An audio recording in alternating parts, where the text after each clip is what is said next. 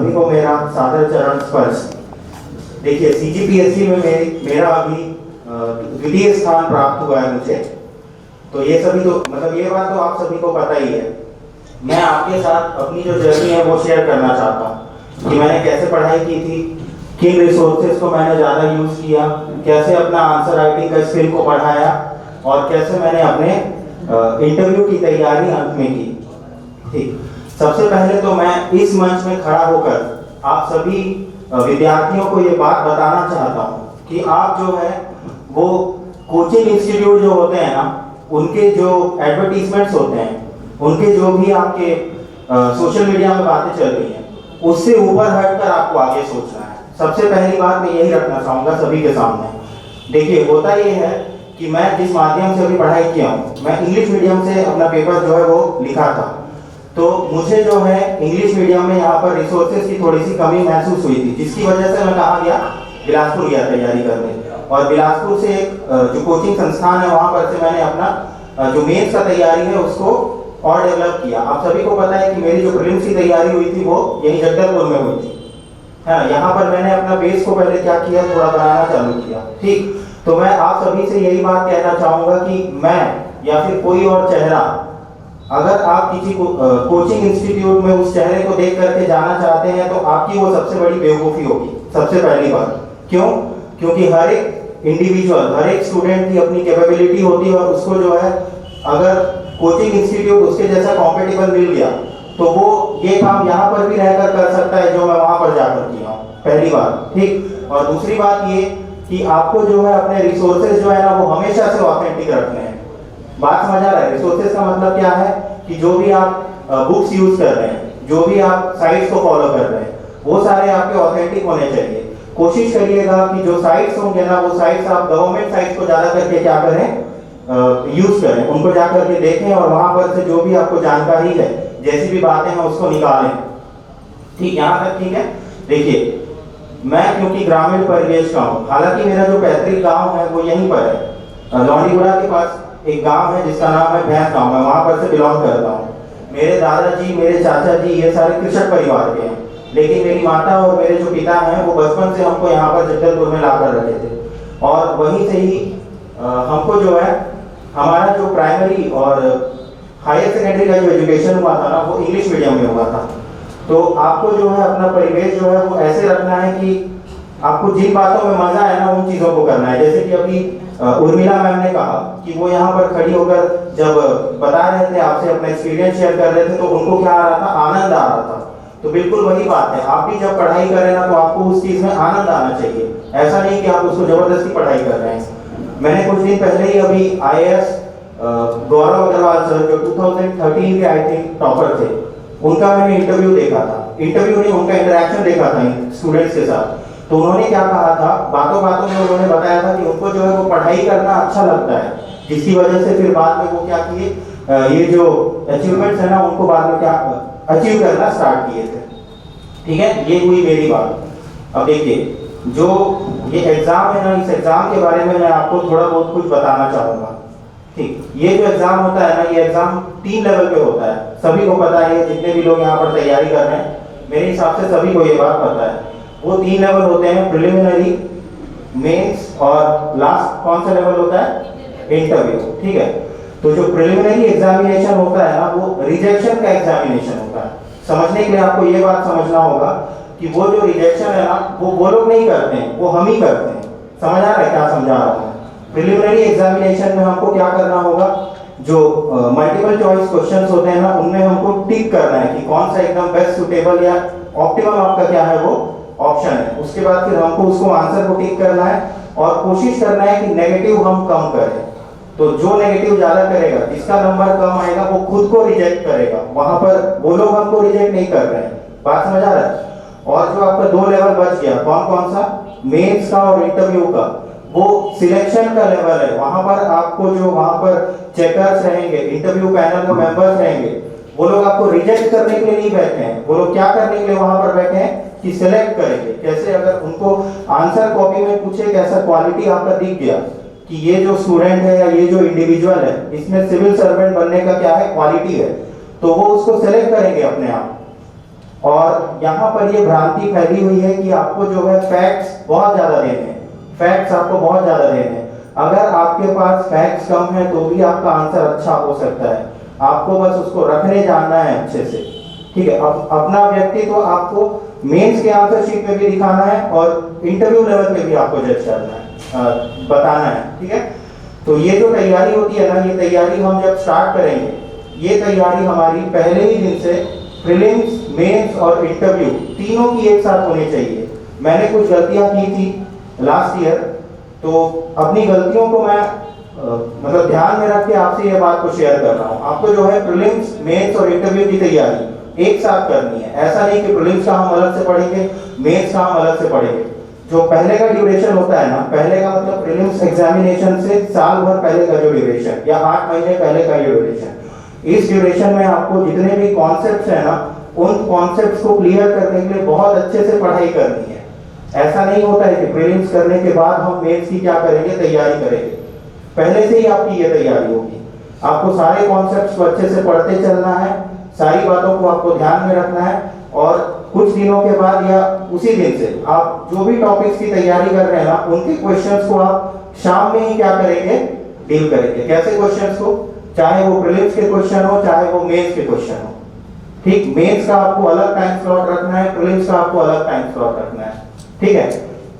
ऐसे करते करते आप लोगों का तैयारी आगे बढ़ेगा, और प्रीलिम्स का जब नोटिफिकेशन आता है तो आप अपना कैपेसिटी के हिसाब से क्या करेंगे, 1.5 से 2 महीने पहले या मैक्सिमम 1 महीने पहले आपको क्या करना है, आपका जो तैयारी है ना, वो कंप्लीटली आपको ओरिएंट करना है प्रीलिम्स की तरफ। जैसे ही आपका प्रीलिम्स क्लियर हुआ, 2-4 दिन का गैप ले लो, अपना माइंड को रिफ्रेश कर लो, और उसके बाद फिर वापस कैसे करना है, आपको मेंस में जाना है। अब इस समय तक आप क्योंकि प्रीलिम्स की तैयारी कर चुके हैं, इसलिए आपके पास फैक्ट्स ऑलरेडी मौजूद है। अब आपको क्या करना है, आंसर राइटिंग जो है उसको और निखारना है।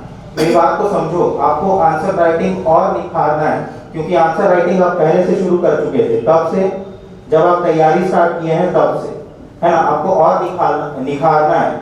आपको होगा तो टेस्ट सीरीज ज्वाइन करिए, होगा तो अपने फैकल्टी से, अपने टीचर से आप क्या करिए, इंटरैक्ट करिए, अपनी गलतियों को पहचानिए, उसके बाद फिर अपने आंसर्स को आप वैसे ही अच्छे बढ़ाएंगे, ठीक। और अपना जो इनोवेशन है ना, वो इनोवेशन आप जितना हो सके ना इंप्लीमेंट करने का कोशिश करना मेंस के आंसर्स में, ठीक। वो इनोवेशन आप जैसे जैसे तैयारी करेंगे ना, वैसे वैसे आपको समझ में आता जाएगा।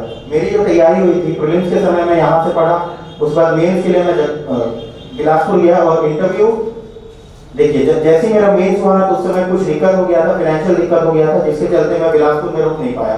और वहाँ पर मैं दूसरे जो कोचिंग संस्थान है ना, वहाँ पर मैं अप्लाई किया कि पढ़ाना है मेरे को, क्योंकि सर्वाइव करना था बिलासपुर में, क्योंकि मैं बिलासपुर में रहना चाहता था।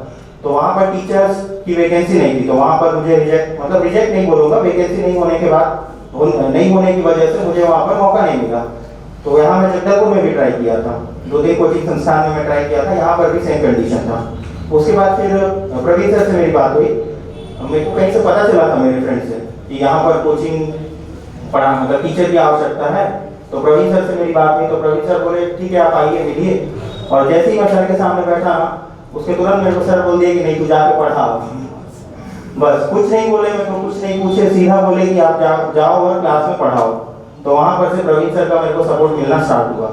जैसे मेरा इंटरव्यू में सिलेक्शन हुआ, तो पहले मैं यहाँ पर उर्मिला आचार्य मैडम, उनसे मिला, झा सर हैं उनसे मिला, वहाँ पर से मैंने गाइडेंस लिया।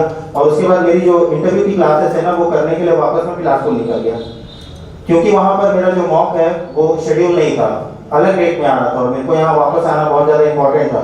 तो फिर मैं यहाँ वापस आया, और वापस फिर इंडिविजुअल लेवल पर बता रहा हूँ, इंडिविजुअल लेवल पे मेरी जो इंटरव्यू की तैयारी हुई ना, वो इसी संस्थान से हुई थी। यहाँ पर मैंने अपनी गलती, सर ने मेरी गलतियों को पकड़ा और फिर बताया कि ऐसे ऐसे कर, लेकिन वहाँ पर जाकर कुछ रीज़न से मैं उतने अच्छे से परफॉर्म नहीं कर पाया।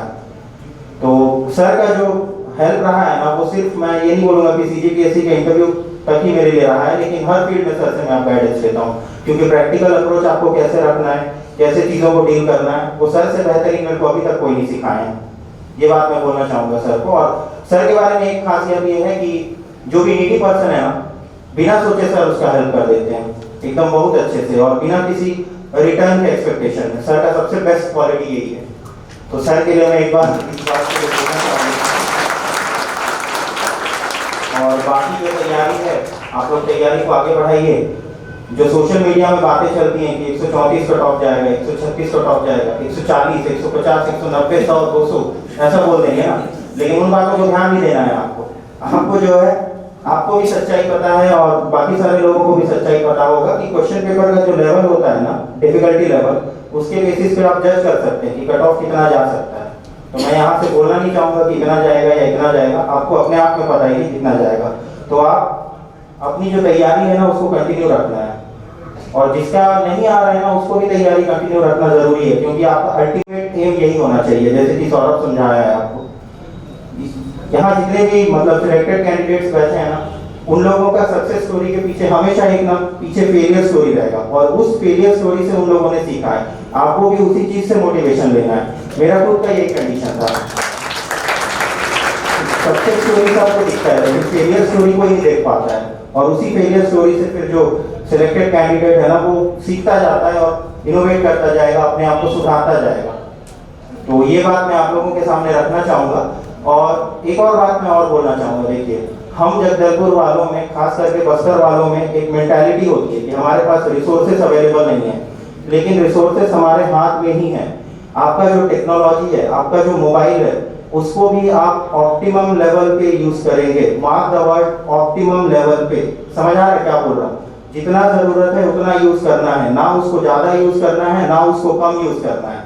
और जो आपका टेक्नोलॉजी होगा ना, वो टेक्नोलॉजी में भी आप ऐसे साइट्स को फॉलो करिए जो आपको आंसर राइटिंग में, जो आपके पर्सनालिटी डेवलपमेंट में, जो आपका इंटरव्यू के समय में, ये सारी जो बातें हैं ना ये आपके हेल्प करें। जैसे कि RSTV मैं इनको फॉलो करता था, RSTV कभी कभी स्टडी IQ देख लेता था। तो ये सारी जो बातें हैं ना इनको ध्यान रखना है आपको। मोबाइल को आपको बहुत अच्छे से और बहुत संतुलित तरीके से यूज करना है।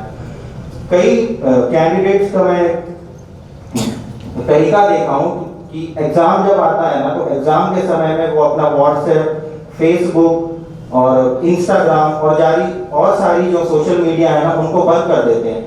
लेकिन आपको इन चीज़ों का भी अपना एग्जाम के रेलेवेंस में यूज करना है, क्योंकि अभी देखिएगा व्हाट्सएप में भी आपको कुछ डॉक्यूमेंट्स मिलेंगे, फेसबुक में भी कुछ आपको क्वेश्चंस पता चलेंगे। तो ऐसे करके आपको यूज करना है। और सोशल मीडिया तो एकदम या टेक्नोलॉजी की एकदम अथाह सागर है, उसमें आपको डूबना नहीं है। आपको ऑथेंटिक सोर्स रखना है, उस सोर्स के बेसिस में उससे रेलेवेंट या उससे मिलता जुलता आपको जो भी बात पता चले ना टेक्नोलॉजी से, उसको ऐड ऑन करना है आपको। बस पढ़ाई का तरीका मैं आपको बताता हूँ। देखिएगा, मैं जब पहले तैयारी कर रहा था तो खास करके मैं छत्तीसगढ़ सब्जेक्ट की बात करता हूँ। तो छत्तीसगढ़ सब्जेक्ट में ऐसा होता है कि कौन सा चीज़ कहाँ पर है, इन चीज़ों को हम ज़्यादा फोकस करते हैं। जैसे कि स्पेशल इकोनॉमिक जोन, SEZ बोलते हैं, है ना। तो ये सारी ये जो इंडस्ट्रियल सेंटर्स हैं, IDC है, इंडस्ट्रियल डेवलपमेंट सेंटर बोलते हैं, तो ये कहाँ पर है ये हम पढ़ते हैं, लेकिन ये क्या है हम इसको नहीं पढ़ते हैं, और कैसे बनता है ये नहीं पढ़ते हैं। ठीक, तो इन चीज़ों को भी आपको अच्छे से ध्यान देना है। समझ आ रहा है? SEZ क्यों है, SEZ की विशेषता क्या है, SEZ इकोनॉमी के लिए यूजफुल है या डिसएडवांटेज लेके आता है, ये सारी बातों को आपको समझना है। SEZ का छत्तीसगढ़ में क्या रेलेवेंस है ना। फूड प्रोसेसिंग इंडस्ट्रीज का छत्तीसगढ़ में क्या रेलेवेंस है, उसको कैसे यूज कर सकते हैं, और अपने क्षेत्र को समझना है और अपने क्षेत्र को इम्प्लीमेंट करते हुए आपको सारी चीज़ों को आगे बढ़ना है। ठीक, तो पढ़ाई का तरीका ये होगा।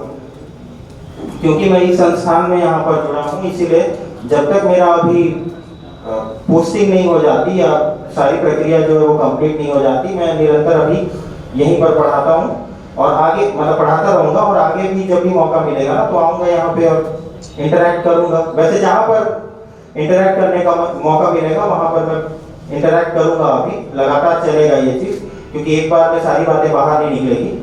और आप लोगों को अगर कुछ क्वेश्चन होगा ना तो वो क्वेश्चन आप लोग पूछिए, मैं जहाँ तक हो सके उसको हेल्प करने का कोशिश करता हूँ।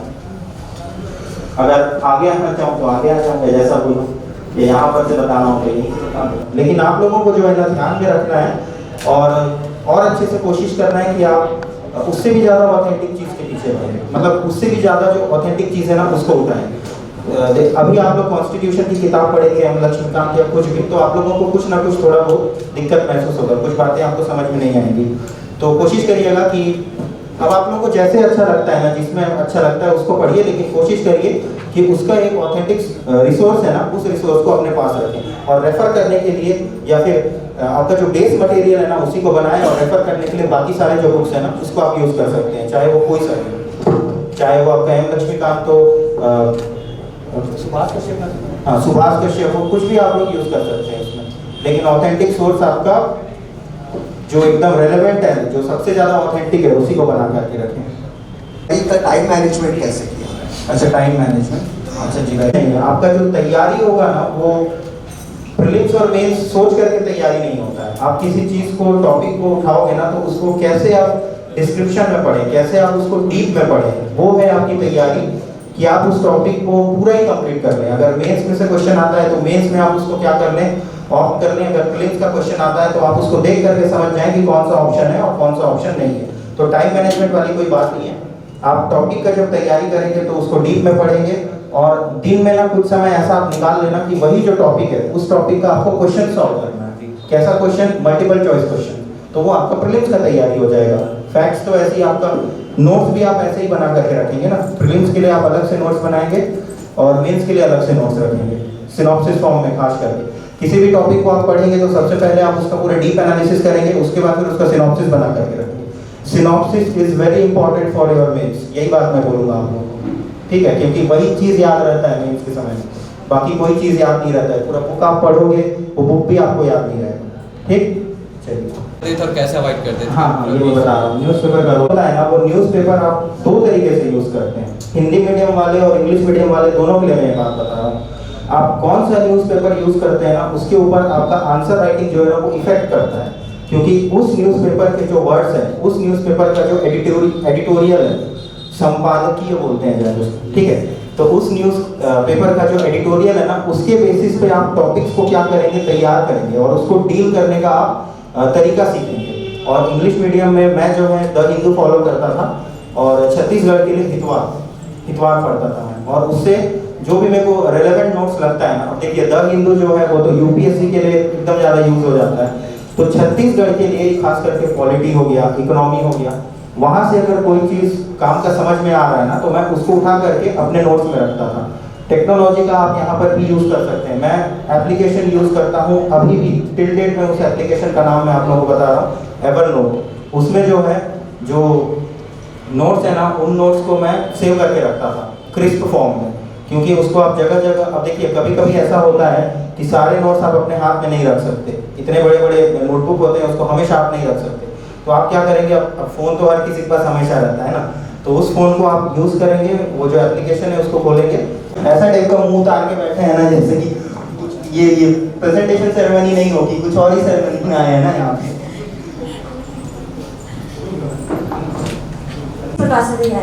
अच्छा, दर्शन का जो तैयारी है ना, आपका जो सिलेबस है ना, सिलेबस बहुत ज़्यादा वास्ट है।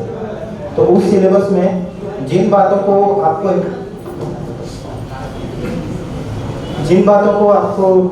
डीप में पढ़ना है ना, जिसको आपको अपने चरित्र में ढालना है, या फिर भारतीय दर्शन, पाश्चात्य दर्शन, इनके बारे में जो डिफरेंस पढ़ना है उसको आप डिटेल में पढ़ेंगे।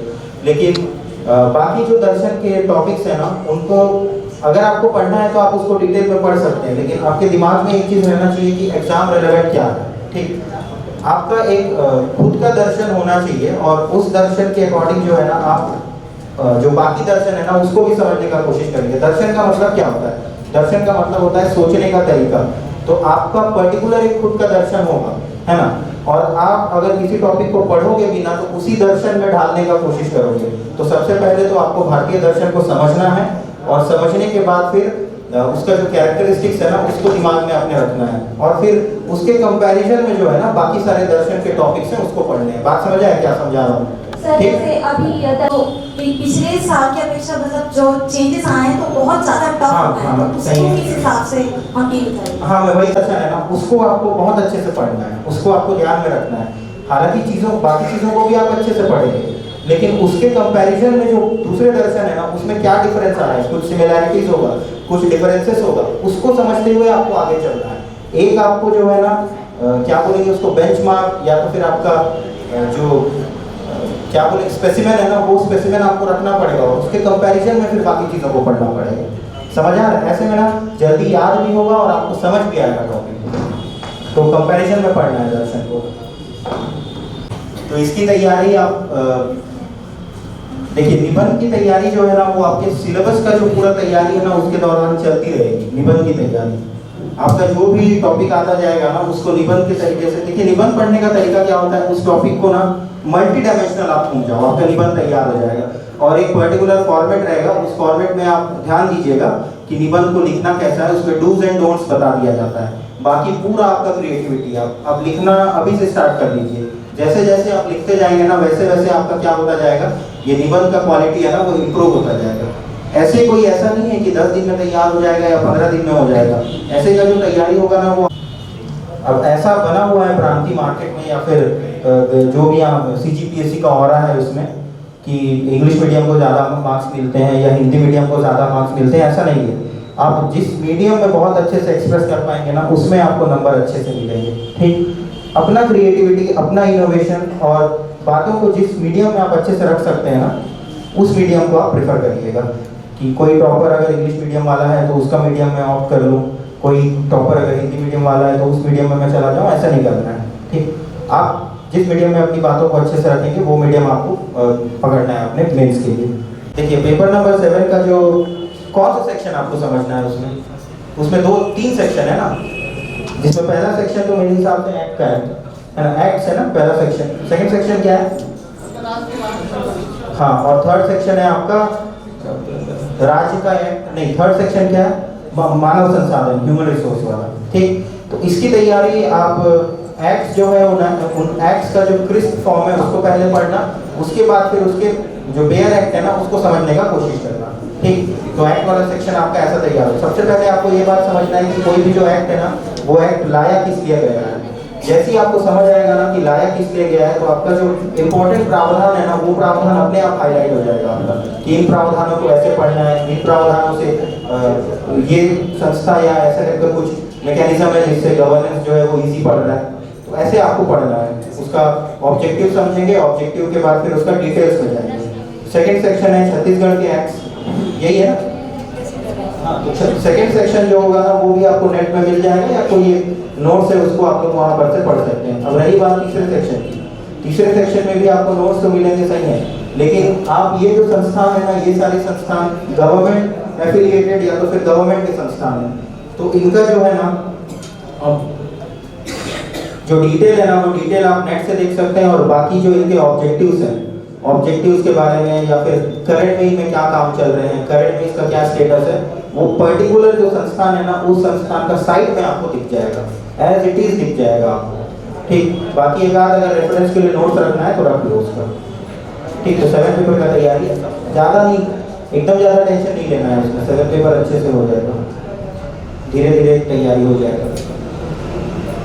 जो मेंस का जो 3 महीने का या 3.5 महीने का जो ड्यूरेशन है ना उस ड्यूरेशन में कोशिश करना कि लगातार रखें। ठीक है, क्योंकि अभी का जो सिलेक्शन का क्राइटेरिया होता है वो होता है आपका लैंग्वेज का पेपर, ऐसे का पेपर और कुछ एक हद तक मैथ्स वाला जो सेक्शन है, साइंस वाला, क्योंकि साइंस वाले सेक्शन में कुछ लोग पीछे हट जाते हैं, तो उसको आप एवरेज तरीके से भी रखोगे ना तो वो बन जाएगा काम, उसमें दिक्कत नहीं है। ठीक, तो ये 3 पेपर को आपको ध्यान देना है अच्छे से।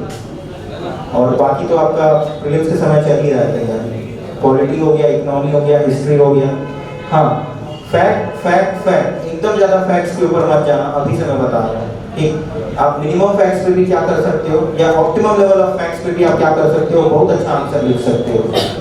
ठीक, याद आता है तो ठीक है, नहीं आता है तो थोड़ा बहुत फैक्ट्स में भी, मतलब थोड़ा बहुत अगर कम किया फैक्ट्स तो भी आपका आंसर अच्छा जा सकता है। आप लोग पूछ सकते हैं और नहीं पूछना है तो भी बता दीजिए नहीं पूछना है करके, क्योंकि टाइम भी काफी हो चुका है। जहाँ तक सबके चेहरे देखकर ये समझ में आ रहा है कि ये समय हम जो है हाँ, तो उसमें जो शब्द है काफी कठिन होते हैं। हाँ, तो सही है। उसको अगर हम लोग एग्जाम में अगर राइटिंग जब आंसर राइटिंग करते हैं तो अपने इजी लैंग्वेज में लिख सकते हैं या उसको एज इट इज लिख लें। पब्लिक एड मतलब वही गवर्नेंस वाला आ गया। अगर आप इन वर्ड्स को यूज करेंगे ना तो आपका आंसर जो है वो और ज्यादा अट्रैक्टिव बनेगा। ठीक है, तो यूज करिए, नहीं होता है तो कोई दिक्कत नहीं है, आप नॉर्मल उसको तरीके से समझा सकते हैं। लेकिन अगर आपके पास वर्ड्स है, आपका वोकैबुलरी जो बेस है उतना बन चुका है, तो मैं आपको ये सजेस्ट करूंगा कि आप उन वर्ड्स को यूज करिए। वो आपके पर्सनल चॉइस के ऊपर डिपेंड करता है। प्रिपरेशन फेज में आपका माइंडसेट कैसा था? जैसे प्रीलिम्स देने के बाद मेरे जितने फ्रेंड्स हैं कॉल उठाना बंद कर दिए, कोई फोन नहीं उठा रहा है। ऐसा क्यों? अब वो मेरे को नहीं पता, लेकिन कोई बात नहीं कर रहा है। और जैसे रोड पे भी कोई देख रहा है तो चले जा रहा है, कोई बात नहीं कर रहा है। तो तुम उनसे वैसे क्वेश्चन पूछते होगे, इसी कारण तुम्हारा कॉल नहीं उठा रहा है। सर मेरे को क्वेश्चन पूछने का मौका ही नहीं मिला। अच्छा मैं आपसे ये पूछ रहा हूँ कि ये जो पीयर प्रेशर आता है हमारे ऊपर, हाँ। प्रीलिम्स के बाद आता है कि लोग क्या बोलेंगे नहीं बोलेंगे, उसके देखिए बाद लोगों का काम है बोलना, तो लोगों के ऊपर उतना ज्यादा फोकस नहीं रखना है हमको।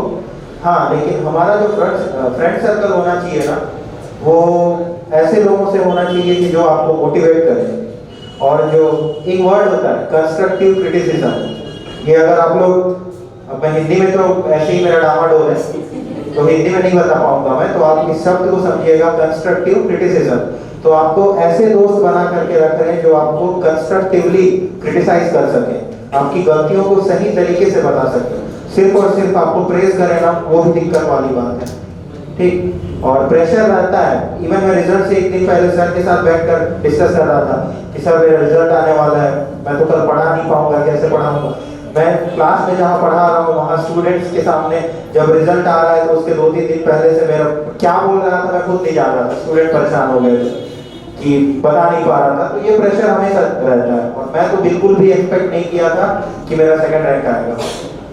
मैं बिल्कुल एक्सपेक्ट नहीं किया था। सर से वो डिस्कस ही कर रहा था तो सर समझाए कि देख जो टॉपर होता है उसको भी पता नहीं रहता है कि वो टॉपर बनने वाला है, और ऐसा होता है, वो अनएक्सपेक्टेड आपका रिजल्ट आ जाता है। आप अपना 100% दीजिए, अगर आपने अपना 100% दिया है तो नो डाउट आपका जो रिजल्ट है ना वो अच्छा ही आएगा। देखिए कभी कभी रिजल्ट ना खराब हो जाता है, लेकिन इस बात से आपको डिमोरलाइज नहीं होना है। आपको अपने आप में सेटिस्फेक्शन ये होना चाहिए कि आपने जो है अपना 100% दिया था, बाकी जो रिजल्ट आ रहा है नहीं आ रहा है दूसरी बात, ठीक। और हमेशा अपने आप को अच्छा करते जाना है। अगर आपने अपना 100% नहीं दिया है तो वो जो अंदर गिल्ट रहेगा ना, वो उस बात का आपका गिल्ट रहता है, आपका रिजल्ट का गिल्ट नहीं रहता है।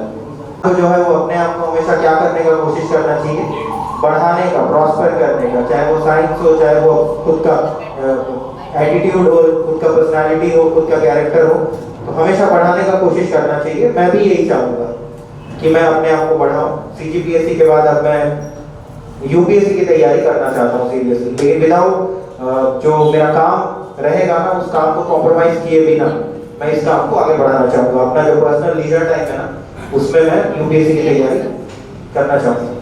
Thank you sir. हाँ, आगे चाहता हूँ कि आगे चलकर मैं UPSC का प्रिपरेशन करूँ जो कि प्योर नॉन टेक है। तो मैं इसके लिए ये सोचा हूँ कि मैं बिना किसी कोचिंग के करना चाहता हूँ, तो इसमें आपका मार्गदर्शन चाहिए कि मैं रेफरेंस बुक्स को फॉलो करूँ या NCERT से स्टार्ट करूँ। मेरी प्रारंभिक की जो प्रिपरेशन है वो कैसी रहनी चाहिए, कृपया मेरा मार्गदर्शन करें। धन्यवाद। UPSC का सिलेबस रखिए और जो भी टॉपिक्स है ना, उन टॉपिक्स के में आप बेसिक अंडरस्टैंडिंग बना करके रखिए। उसके बाद जैसे जैसे आप गाइडेंस लेते जाएंगे वैसे वैसे आपको समझ में आता जाएगा कि आपका जो पूरा सिलेबस है उसको आपको कैसे डेवलप करना है, ठीक। तो स्टार्ट करिएगा ऐसे। और टेक्निकल नॉन टेक्निकल बैकग्राउंड, इसमें कोई वो नहीं होता है। टेक्निकल बैकग्राउंड में हमारा जो लॉजिक, मतलब लॉजिक, किसी भी चीज़ को लॉजिकली सोचने का जो तरीका है ना, वो आप थोड़ा बहुत यहाँ पर यूज़ कर सकते हैं। इससे कोई मैटर नहीं करता है ना, बिल्कुल मैटर नहीं करता है कि आप टेक्निकल बैकग्राउंड क्या है या नॉन टेक्निकल। सारे के सारे लोगों को उतना ही पढ़ना रहता है और वैसे ही पढ़ना रहता है, ये बात मैं बोलूँगा, ठीक। तो बेसिक चीज़ों को तैयार रखना बस। उनकी सहायता से कर सकते हैं कौन सा लेना अच्छा रहेगा, क्योंकि मार्केट में बहुत विस्तृत रूप में स्टडी मटेरियल्स मौजूद हैं जिनका चुनाव कर पाना बहुत ही कठिन है, परफेक्ट नहीं मिल पाता। अच्छा, तो फिर से देना चाहूँगा कोचिंग इंस्टीट्यूट वाला, जो आपको रेलेवेंट लगता है और जो ऑथेंटिक है उसी को आपको उठाना है। बस एक लाइन में मैं ये बात को बताऊंगा, आपको जो समझ में आता है ना आप उससे पढ़िए। टॉपर क्या पढ़ रहा है, टॉपर कौन सा मैगजीन उठाया उसको नहीं देखना है, आपको अपना तरीका खुद डेवलप करना है और उसी के बेसिस में आपको आगे बढ़ना है। ऑथेंटिक बुक्स को रखना जरूरी है और कोशिश करना है कि गवर्नमेंट साइट्स जो है, जो गवर्नमेंट सर्टिफाइड मटेरियल है ना, उसके ऊपर ज़्यादा डिपेंडेंट रहे। बाकी आप जहाँ से पढ़ें, जैसे पढ़ें, सबका समन्वय बना करके चलना है। ऐसा नहीं है कि एक ही चीज़ से आपका क्या हो जाए, तैयारी पूरी हो जाए। मल्टी डायमेंशनल सोचना भी है, मल्टी डायमेंशनल रखना भी है सामान। बस पूरा चेंज हो जाता है तो ऑप्शनल सब्जेक्ट को चूज करें, मतलब उसको किस टाइप की चूज करें? अच्छा, ऑप्शनल मैं भी स्टार्ट किया नहीं हूँ, तो इसमें मैं आपको ज़्यादा कुछ गाइड नहीं कर पाऊंगा अभी। तो देखिए, जो तैयारी है ना, वो तैयारी आप ऐसा स्टार्ट करिएगा, जिनको भी यूपीएससी की तैयारी करनी है, स्टार्ट करिएगा आप लोग एनसीईआरटी से। ठीक, एनसीईआरटी में आपको जो है एक बेसिक अंडरस्टैंडिंग आपका डेवलप हो जाएगा 6th to 10th और कुछ 11th और 12th के, ठीक, कुछ सब्जेक्ट्स। तो इनको पढ़ना है, ये आपका सीजीपीएससी में भी काम आएगा और ये आपका इसमें भी काम आएगा, यूपीएससी में भी। मैंने भी कुछ एनसीईआरटी पढ़ी थी, टू बी फ्रैंक। स्टार्टिंग में मैं बहुत सारा पढ़ा हूँ एनसीईआरटी, और एक गलती मैं किया था, एनसीईआरटी से नोट्स नहीं बनाता था, तो वो गलती आप लोग मत करिएगा, पहले से ही बनाते चलिए और अच्छे से पढ़ते चलिए। या फिर एक दो विषय पढ़ने के बाद लगता है कि यार पहला विषय भूल गए, तो इसके लिए कुछ बताइए सर। इसके लिए बताऊंगा कि आपका जो रिवीजन है ना, वो रिवीजन आपका प्लान होना चाहिए और रेगुलर होना चाहिए। अगर आप रिवीजन प्लान करके और रेगुलर तरीके से करेंगे तो ये दिक्कत नहीं आएगी। हिस्ट्री आज भी मेरे को पढ़ना पड़ता है, हिस्ट्री सब्जेक्ट ही ऐसा है कि आप भूलते जाएंगे धीरे धीरे, क्योंकि फैक्ट्स ज़्यादा हैं। और एक बार जो आपके कॉन्सेप्ट्स डेवलप हो गए हैं, उन कॉन्सेप्ट्स में अगर आप सिनॉप्सिस बना करके रखे हैं ना, तो उन सिनॉप्सिस को भी अगर आप देखेंगे तो आपका वो जो टॉपिक है वो रिवाइज हो जाएगा। तो रिवीजन आपको करना है प्लान तरीके से और रेगुलर तरीके से, ये तरीका होगा। चाहे 2008 या 9 सेलेक्टेड है या 12-13 जो भी है। तो एसडीएम सर वहाँ पर आए थे ना, तो भाई बताया था कि जो मीटिंग चल रहा था, उस मीटिंग में जो लोग हैं उनका जो प्रॉब्लम है ना, उन प्रॉब्लम को पहले भी अधिकारी सुनते थे, लेकिन वैसे काम नहीं होता था। लेकिन जैसे ही एसडीएम सर पहुंचे और एसडीएम सर उन बातों को बोले कि नहीं यार ये कैसे काम चल रहा है, कैसे नहीं हो रहा है, तो उनकी बात के बाद तत्काल कार्रवाई शुरू हुआ था। तब मेरे को लगा था कि नहीं, एसडीएम कोई अधिकारी होता है कि जो समाज में इन्फ्लुएंस कर सकता है। तो हर एक अधिकारी अपने अपने लेवल पे हर एक काम को कर सकता है। तो वहां पर से मैं सिविल सर्विसेज के प्रति क्या हुआ, थोड़ा सा क्या बोलूंगा मैं, कि उसके बारे में सोचने लग गया था मैं। तो वो मोटिवेशन आपको याद रहना चाहिए ना हमेशा, किस कारण से आप कर रहे हैं।